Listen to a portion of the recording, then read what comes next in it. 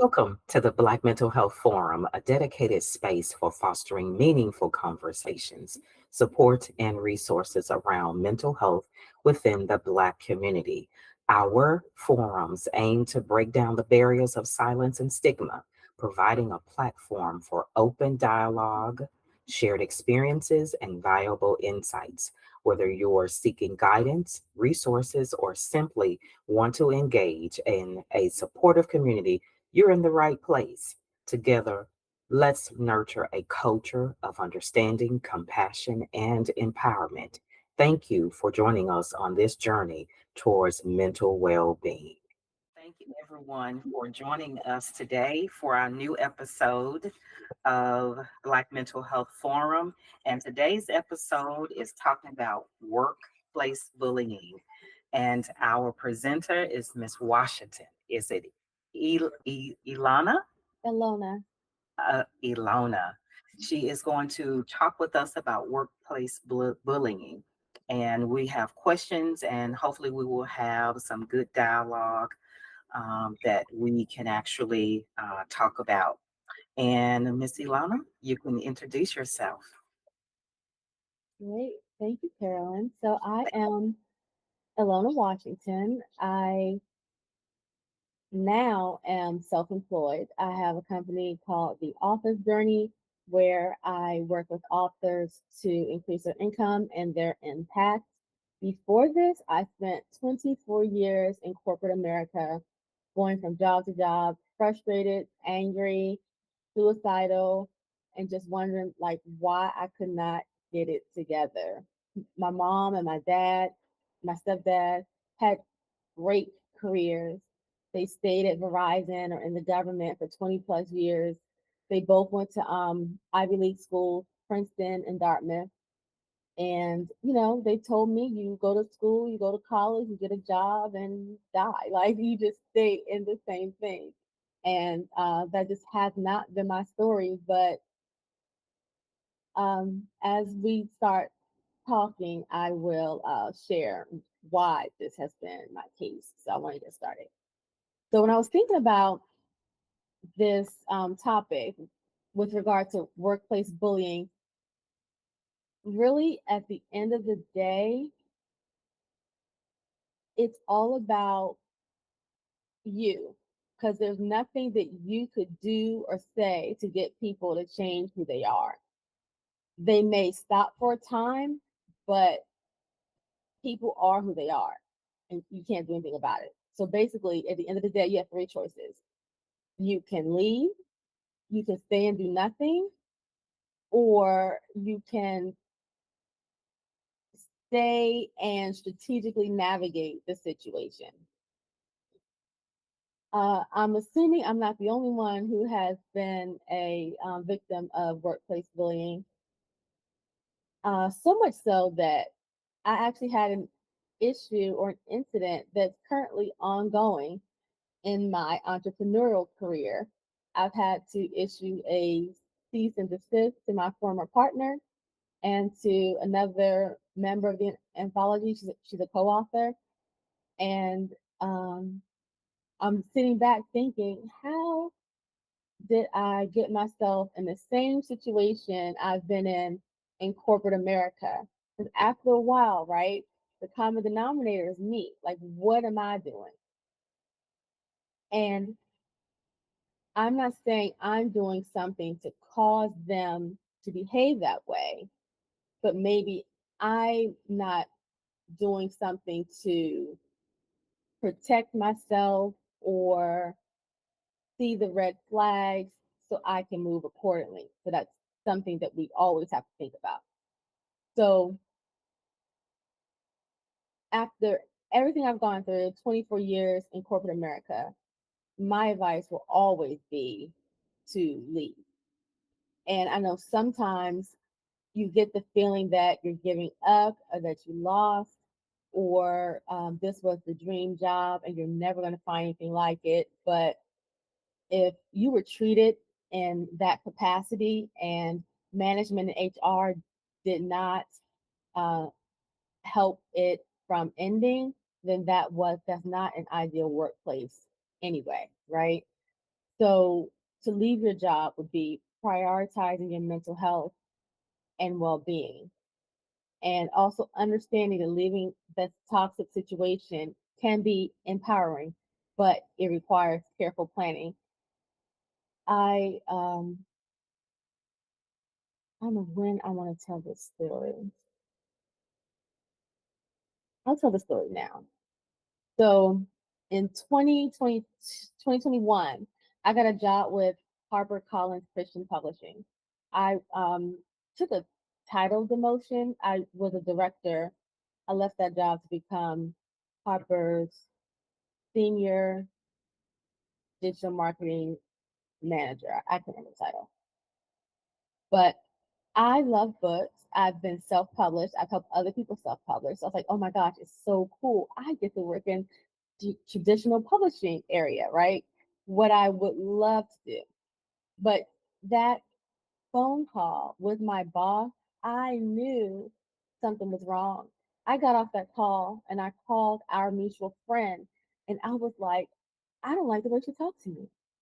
Like all this, like she was insinuating that I was lying and insinuating like and I'm like, you don't even she don't even know me to talk to me like this. And so the mutual friend said, oh yeah, I talked to her too. And then she says, I'm just gonna stay out of it. But at no point did I see that red flag and be like, I'm gonna go somewhere else. I continued on. So that was my that was my mistake. So by continuing on, I endured more toxicity and just countless other things. That crippled to some coupled with something that was going on in my private life, my mental health started to take a plummet. And in March 2022, I had a plan to end my life. And I don't know, something told me, don't do it now because your son needs you. He's going to college in August. Just wait. Wait until August. So I was going to wait until August. But I was still trying to keep that job. So to keep the job, I had to get um, a note from a psychiatrist that I needed to be on short-term disabilities. I've been trying to get on short-term disability. But because I had to talk to a psychiatrist and a psychologist, they knew that I had a plan to end my life and they called me on it and saved my life, quite possibly, saved my life.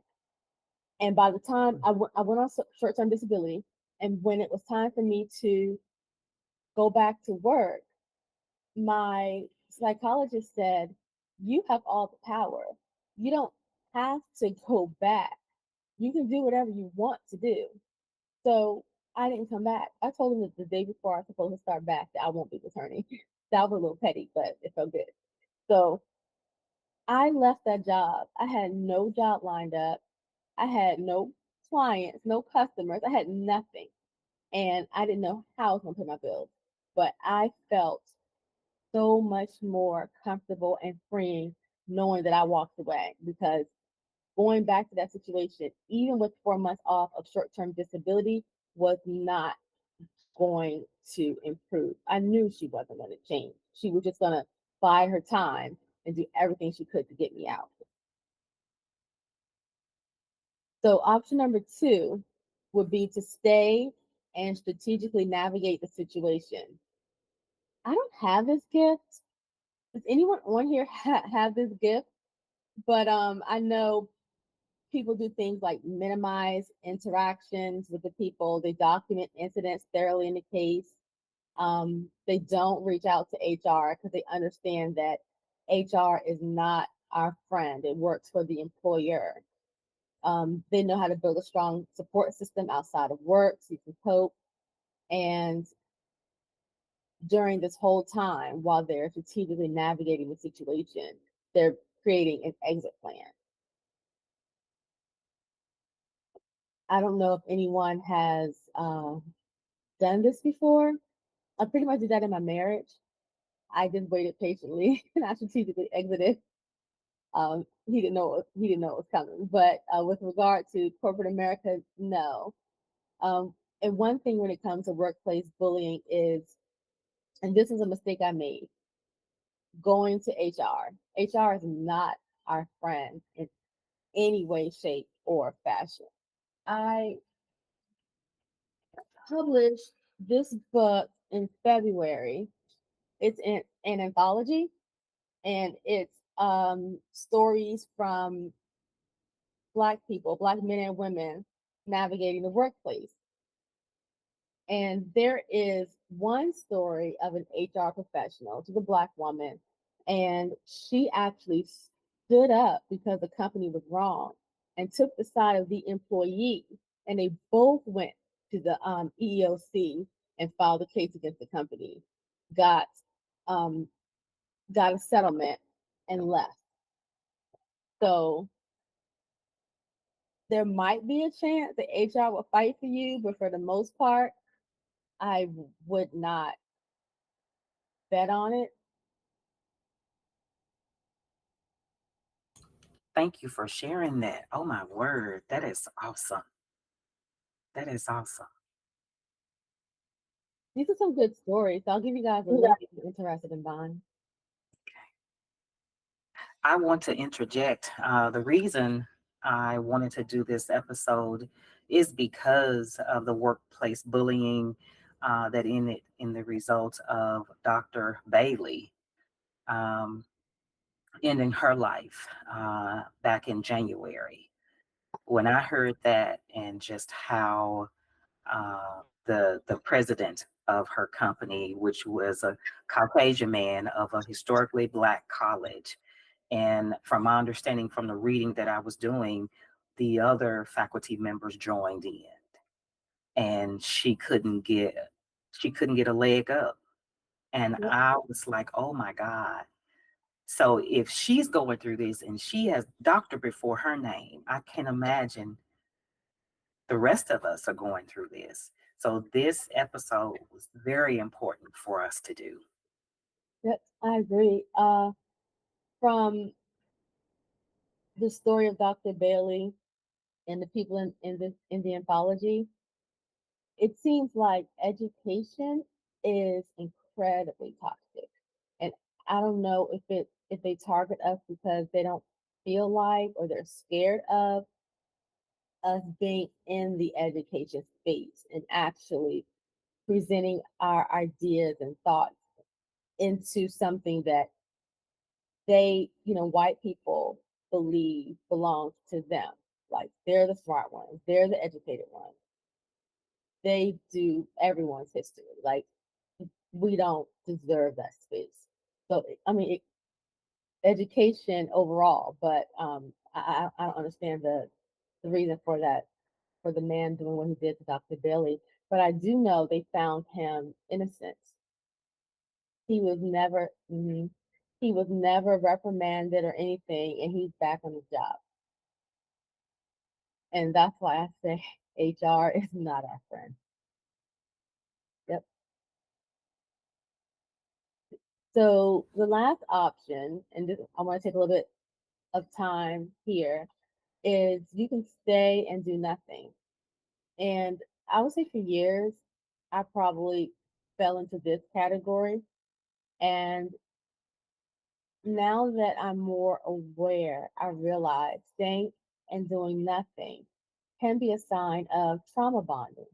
If you are a trauma survivor, especially a childhood trauma survivor, it's easy for you to develop an emotional attachment to the abuser, and you do things to seek their approval, even though you know they're mistreating you.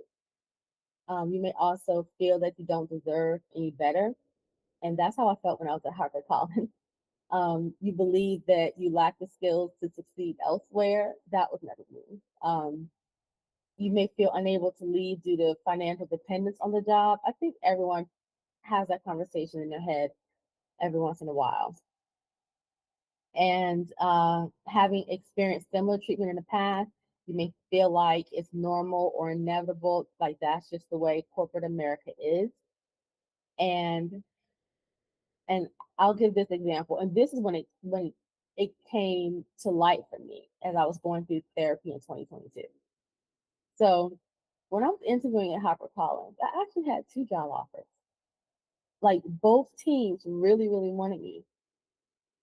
The team that I chose were paying me $3,000 more than the other team. And when I interviewed for the other team, it was a white lady. The woman I chose, the black lady.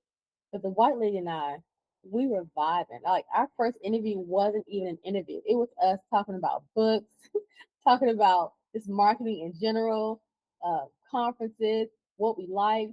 And at the end, she was like, "Oh, I could talk to you all day, but I gotta go." And she said, "I'm gonna sign you up for a second interview, and I want to make sure you do well on a second interview." I knew working with her was going to be amazing and fun and just and I would be treated fairly and I would be treated with respect. And she talked about possibly coming in there because I was coming as a director and I was taking the title demotion, coming in a pay cut too. And I would be coming in and possibly manage a team because she was managing like 20 some odd people, but she didn't have a supervisor or manager between her and the other 20 plus people. So I was like, oh, bet this is amazing. But still, I chose the toxic boss. And I kept thinking, why did I choose the toxic boss where I could have had a thriving career with the white lady? And it wasn't because she was a black boss. It was because my system was used to women like her. I had a mom who treated me so horribly. I was accustomed to having to chase and fight and do things to win someone over or to win their love or to get their attention. So I basically had been modeling the exact same behavior from my childhood at work. I had recognized that when I was dating, and I was like, oh, that's why I like the bad boys, you know? That made sense. But I never knew that trauma impacted our workplace also. And that was my defining moment. And that was when I realized, yeah, I'm leaving. I'm not coming back. I don't ever want to be put in this situation again. So if you find yourself deciding to stay and do nothing, I just want to remind you of the risk, right? The continued exposure could lead to long-term mental and physical health. And basically that was what I had endured, so much so that I was ready to end it all. And I had some other things going on personally too. So I used to tell this boss, I used to tell her, I told her I was suicidal, and I told her if one more thing goes wrong, I'm just gonna end it. But this is how evil she was. She said that I was faking and that I was just trying to get out of being written up. And she would do things to set me up to make me look even more, um, I don't know, unprofessional, unqualified, or whatever. And I actually, um, I have this jump drive of everything, right? So I'll give you a situation. We had this spreadsheet, and her numbers were off. So I told her that her numbers were off, and she said, "Okay, thank you for letting me know." All this via email. So I took a screenshot of what was wrong. I took a screenshot of the entire spreadsheet because I knew she was going to change more than one number. So she edited the number that I referred her to, but she also changed another number. And if I hadn't caught that, I would have overspent on a campaign. And that would have been another reason to have me written up. She was doing all of this. That wasn't an isolated incident. She was doing that for 3 months after I told her I wanted to kill myself. The impact of childhood trauma. I could have easily been working in another department, never experiencing any of this. But my system chose discomfort over security.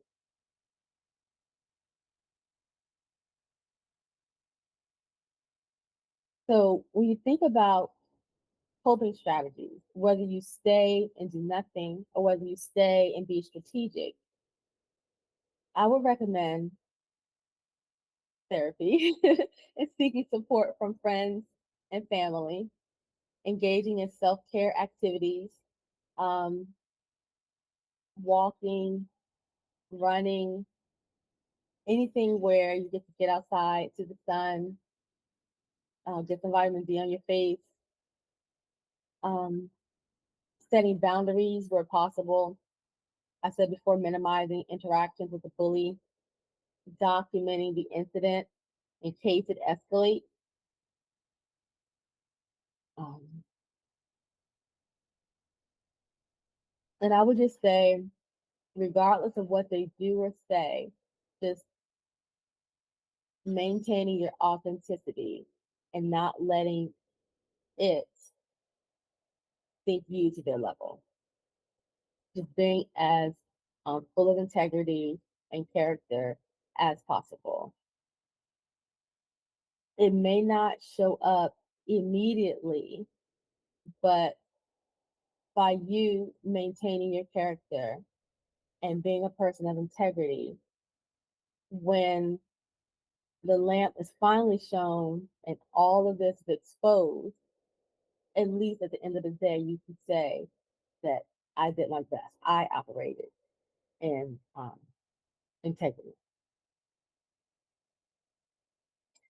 So, does anyone have any questions?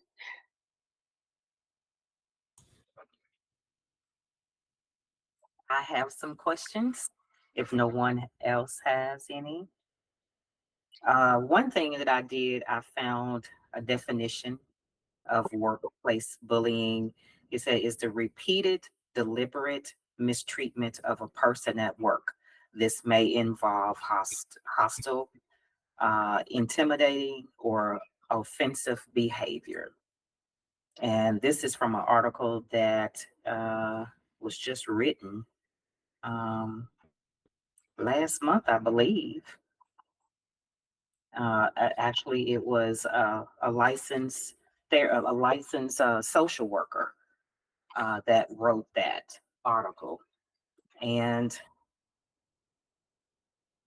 let's see, I have a few questions, but I'm probably going to only ask about two or three. And you did hint on it. What role do mental health and mental wellness programs play in mitigating the effects of workplace bullying? They'll give you the tools to protect your protect yourself, right? If I hadn't have gone to therapy, my mindset would not have shifted. So they give you an entirely new outlook and help you realize that you do have power and you can operate in your power at any time. Mhm. I have another question on here, and you hinted on it. You spoke about different work environments or places that is notorious for bullying. But you were talking about specific industries that are bad when it comes to workplace bullying.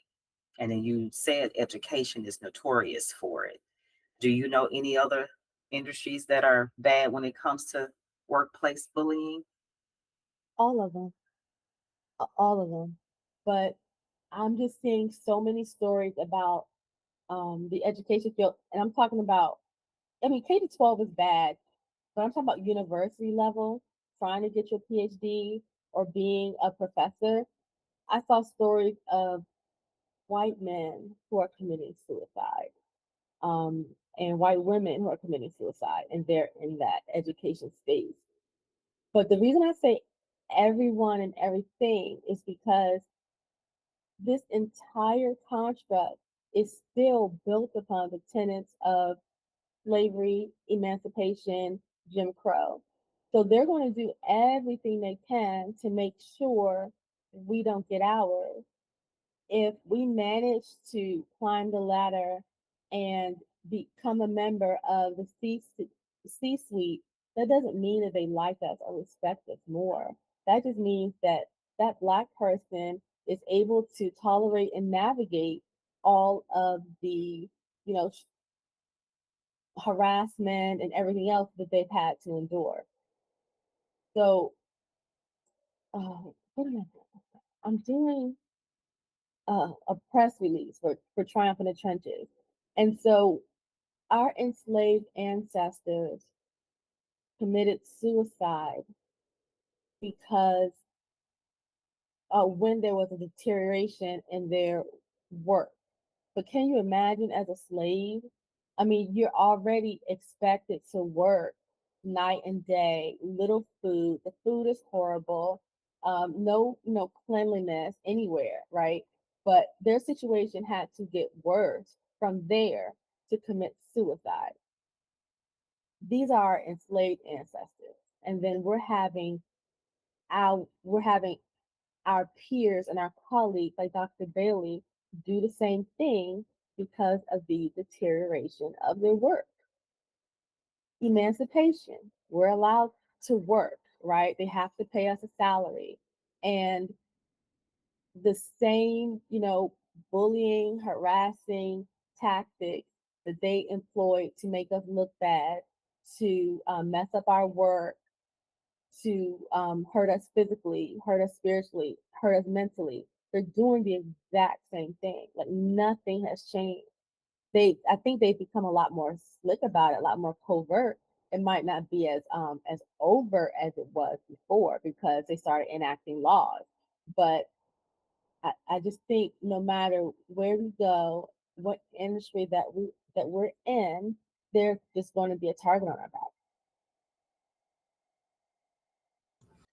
And I'm thinking back on when you said if you decide to stay, there are some things that you should do.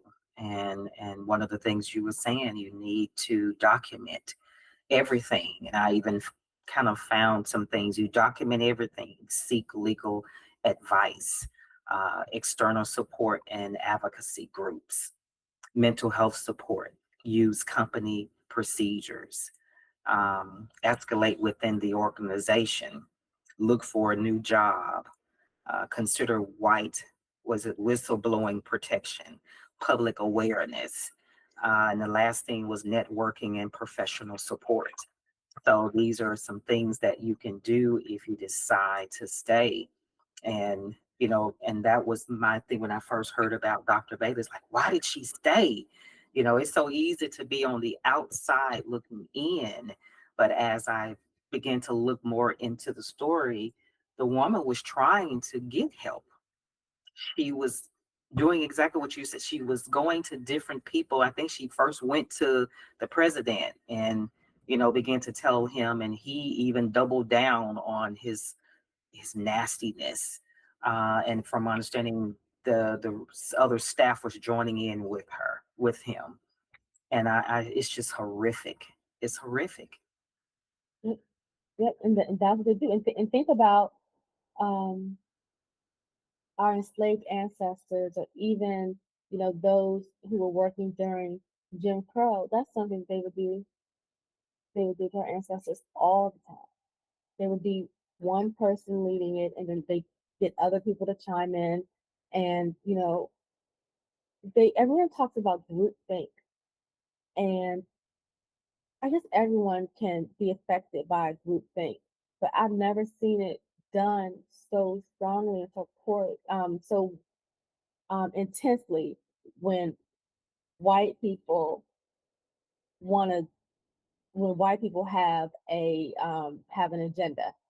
It's like they're just incapable of thinking for themselves, and they just go after whatever with no thought to reason or even hesitancy thinking about how it could impact another person. I definitely believe that. One thing I did want to mention, and it's the reason, one of the reasons, not the main reason, why I publish books. I guess LinkedIn awarded me with the top brand development voice.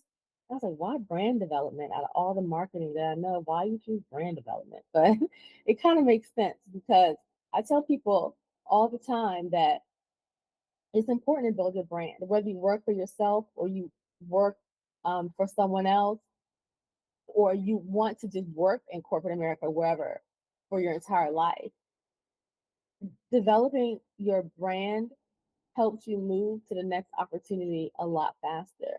Getting out and networking, getting to know people, um, writing a book, participating in an anthology, anything like that, where you could show your expertise will allow people to see you as a subject matter expert. And you always have the possibility of your next um, project because people know who you are and they know the skills that you bring. And that's why my focus when I first established my business was brand awareness. Um, and I totally agree with you, networking and everything, because you just don't know where God is going to lead you.